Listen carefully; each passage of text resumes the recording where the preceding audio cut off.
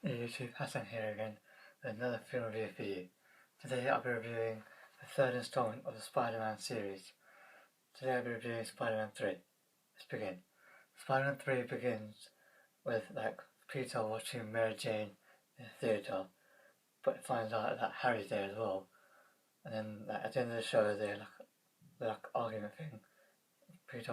Harry walks out, and Mary Jane wonders what's going on, but nothing's going on really. So then Peter decides to propose to Mary Jane, so goes to his Aunt May, who gives him her engagement ring, which basically his Uncle Ben gave her.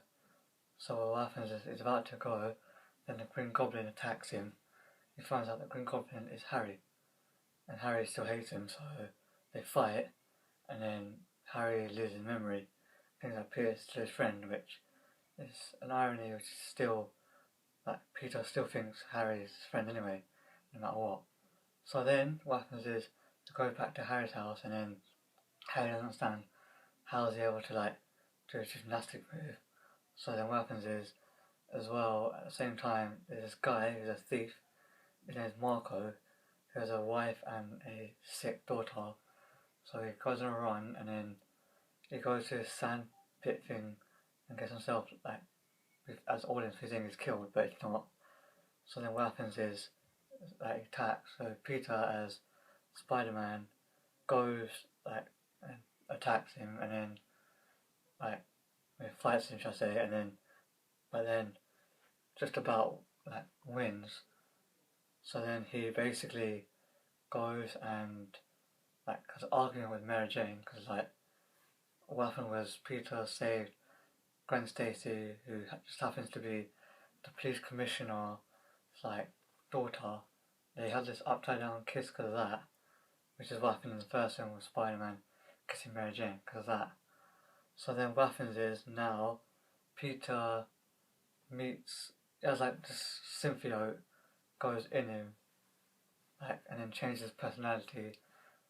Also Harry's got his memory back, remembers everything. But then also Peter, he goes and attacks Marco because he's just found out that the person who really killed his Uncle Ben was Marco himself, who's called himself Sandman. So then he freezes him, kind of kills him basically.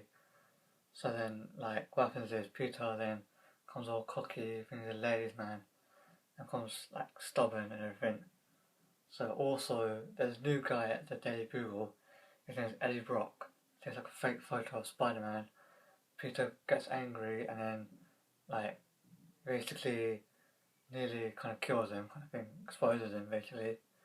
He takes Gwen Stacy out on a date, which happens to be Eddie Brock's ex-girlfriend.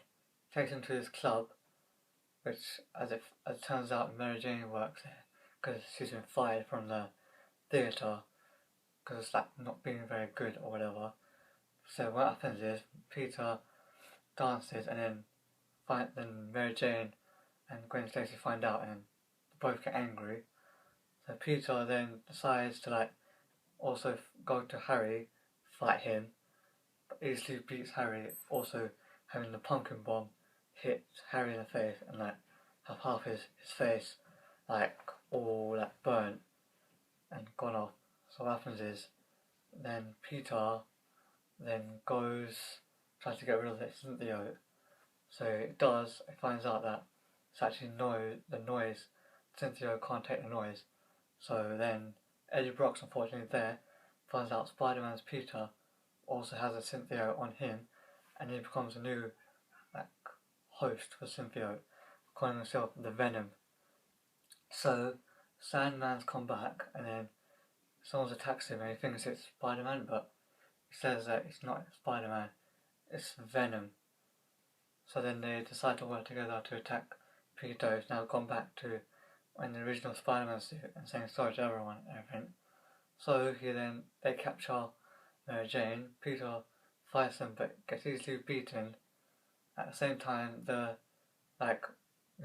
loyal servant, the butler of the Oscorps, the Osborns, who's kind of family to them, tells Harry everything that happened with his father, what really happened, and then he actually goes and helps Peter fight the Sandman and Venom, and then basically Harry gets killed because of Venom having like his glider, the sharp thing from the first film, like that from the first film, what happened to Harry's dad, like that. So what happens is they have like the pole, so Harry hits it and gets Cynthia out, but then gets like the pumpkin bomb that in Harry's glider, kills the Venom, but unfortunately kills Eddie with him. So what happens is Harry then not dies yet, but then Marco says to Peter before he goes that he wants to start a new life, and what really happened with his uncle is that he finds out that he tells Peter basically that he never wanted to kill him. All he wanted to do was just steal his car, and that's it. But then because of that guy who Peter almost killed in the first film, hit his arm and shot him, and that haunts Marco every single day, and Peter lets him go. And then Harry, in Peter's arm and Mary Jane's arm, says sorry to Peter, and then him and Peter both make up and both forgive each other, and then he dies in an arm. Then a few days later, Peter goes back to that same restaurant where Mary Jane's working, but she's singing there, and they try to get back together, try to fix the relationship. In the end. Now what I like about it is that, especially, the main reason I like about this film especially is that instead of one villain from like in the first two films that we had one villain, this film's got three. Also I like how Harry makes up with Peter in the end, that's good. And we find out as well it's got him finding out what really happened to his uncle, and having him forgives him, and what his auntie and uncle have raised Peter and told him about forgiveness and everything, so that's good. Also I like how Harry revealed that he's still loves Mary Jane, which shows. Also having seeing a different side of Peter, which is the Cynthia side, which feeds on aggression. Having Peter instead of having a good guy, seeing him as a bad boy, bad guy, seeing what that would be like. So that's good. And also having Harry finding out what really happened to his father, having this Green Goblin really corrupted him and that, so it's good.